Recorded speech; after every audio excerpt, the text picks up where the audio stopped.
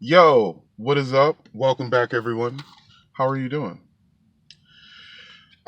This news story's been making the rounds the last couple of days, and I wanted to make sure I covered it as well so that more eyeballs on screen, more people can see what's going on in the world.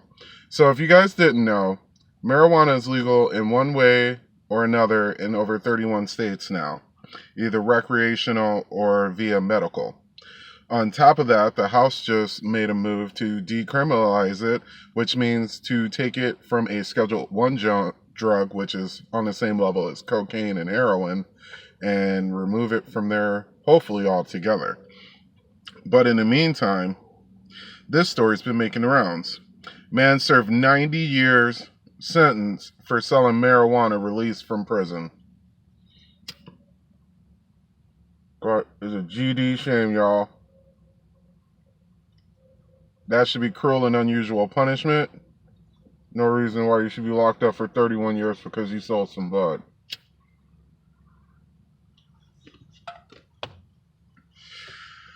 So, while serving a 90-year prison sentence for selling marijuana, Richard DeLizzi's wife died, as did his 23-year-old son, and both his parents. His adult daughter was in a horrific car accident and suffered a paralyzing stroke as a result. He never met his two granddaughters, a lifetime. Really amazing feeling. But... Sorry about that. He never met his two granddaughters, I apologize. A lifetime of missed memories. Yet 71-year-old, and he was 40 when he went in, 71-year-old DeLizzi walked out of Florida prison Tuesday morning, grateful and unresentful as he hugged his tearful family. After serving 31 years, he said he's just eager to restore the lost time, and I could only imagine. DeLizzi was believed to be the longest serving non-violent cannabis prisoner, according to the Last Prisoners Project, which championed his release. DeLizzi also finally met his 11-year-old and 1-year-old granddaughters for the first time this week. Quote, "I'm a blessed human being, a survivor," DeLizzi said in an interview with the Associated Press on Wednesday while he was in the parking lot of his favorite hamburger joint as he watched his granddaughters laugh and bounce a ball. Yeah, I wonder what his favorite hamburger joint is, y'all. DeLizzi was sentenced to 90 years for a marijuana trafficking in 1989 at the age of 40, even though the typical sentence was only 12 to 17 years. He believed he was targeted with a lengthy sentence because the judge mistakenly thought he was a part of organized crime because he was an Italian from New York. And that's some fucking racist bullshit if I ever heard some. He should have been able to make an appeal on that or something, because he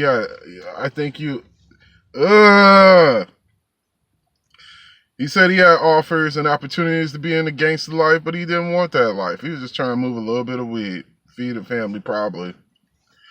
He prefers not to dwell on lost memories and time he'll never get back. He's not angry and instead takes every opportunity to express gratitude and hope. And I like to believe it's because he had 31 years to come up with resolve, probably thinking he was going to die in there. He's happy to just be out. And I'm so happy for him. But this is wrong. This is what's wrong with our criminal society. The nets start sweeping up everybody. It sweeps up everybody. After you done got so many people, there ain't nobody left but to start catching everybody. Quote from Mr. Delicis says, "Prison changed me. I never really knew who God was, and now I know it and changed the way I talk to people and treat people," unquote, said DeLizzi, who became a mentor to young inmates. For me, quote, "For me being there so long, I was able to take gang members from gangs to gentlemen, unquote. That shouldn't have had to been his purpose, though. He should be able to open up a youth center if he wanted to do something like that. Shouldn't have had to go to prison. That's BS.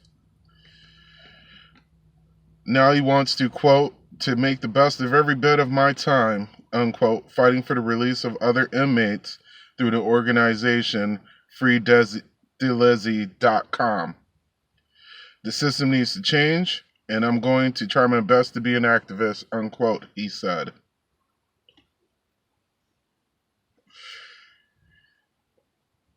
Chahara Juster, a former Florida prosecutor who handled the case, pro bono for the Last Prisoner Project, criticized DeLazy's lengthy sentence as a sick indictment on our nation, and I totally agree on that.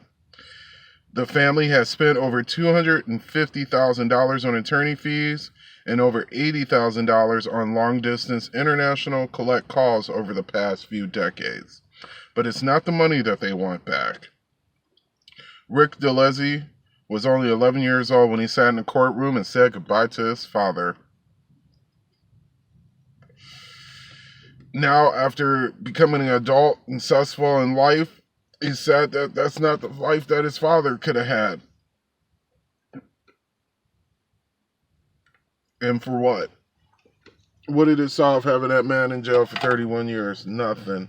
Now you can go to the corner store, if you're in the right state, and go get yourself some herb. And this dude just served 31 years for being a transporter. There's people that transport legally all the time, every day, in one of those 36 states. That's crazy. So let me know what you guys think about this in the comment section below. Thank you for tuning in. Thank you for bearing with me. I felt like I went through that a little slower than I should have, but that's such the nature of these things sometimes. I hope everyone's staying healthy, and I'll see you next time. Don't forget to do all that YouTube stuff at the bottom, and peace.